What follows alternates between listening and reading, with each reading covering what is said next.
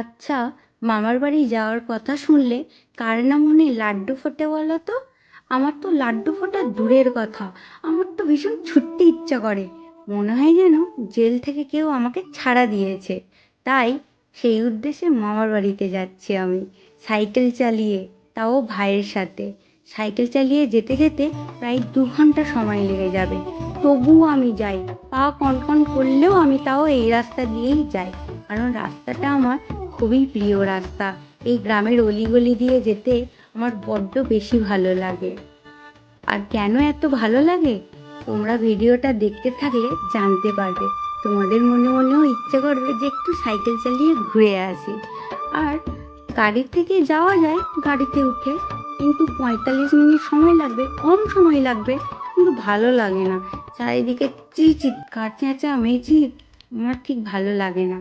এই রাস্তাটা ভীষণ প্রিয়, কারণ চারিদিকে একটা শান্ত পরিবেশ, একটা নিঝুম, নিজের মতো করে ধীরে সুস্থে সাইকেল চালিয়ে যাওয়া যেতেই পারে। তবে সাথে ভাই ছিল, বেশি শান্তভাবে যেতে পারিনি, কারণ ওর বড্ড বেশি তাড়া ছিল। হয়তো টিউশন ছিল, না হলে কিছু একটা হবে বোধহয়। তাও বেচারা আমার জন্য অনেক দেরি হয়ে গেছিল। আর এই যে দেখছো সারি সারি তাল গাছ, এই রাস্তাটা তো বড্ড প্রিয়, কারণ এই রাস্তা দিয়ে আমি সাইকেল চালিয়ে যাই না, সাইকেল হাতে করে পায়ে হেঁটে যাই, যদি সাথে মা বা দিদি থাকে।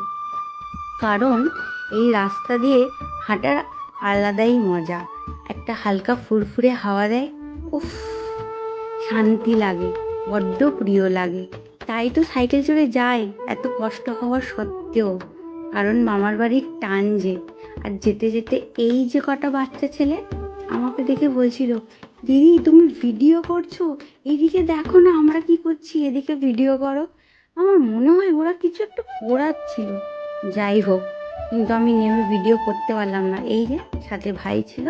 আর এখনই দেখবে একটা বাচ্চা ছেলে আর মেয়ে, দেখো দেখো কেমন ল্যাম্প পোস্টে দাঁড়িয়ে আছে পুরো স্ট্যাচু হয়ে, একদম পুতুল লাগছে।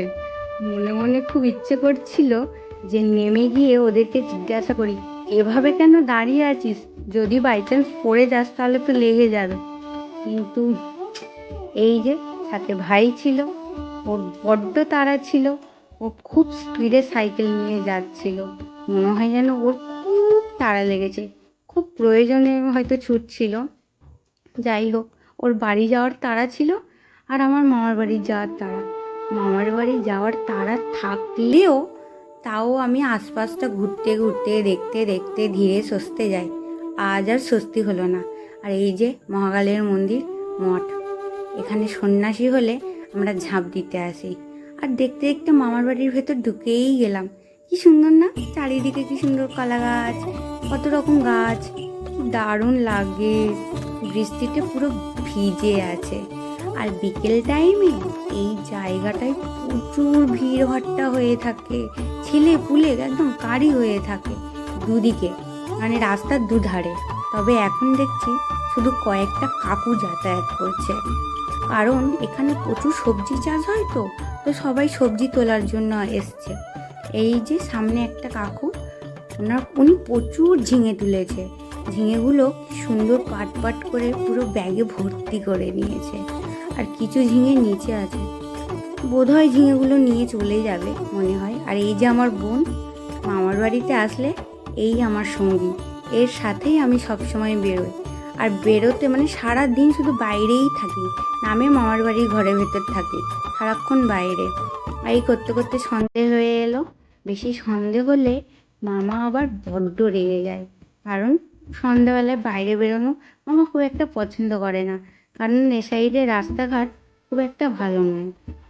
আর এই যে একটা কাকু মাথায় বোঝা নিয়ে যাচ্ছে, বোঝা বলতে ভর্তি ঝিঙে।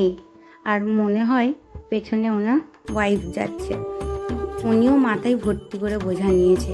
কি সুন্দর দুজনা গুটি গুটি পায়ে যাচ্ছে, কারণ এখানে প্রচুর সবজি চাষ হয়।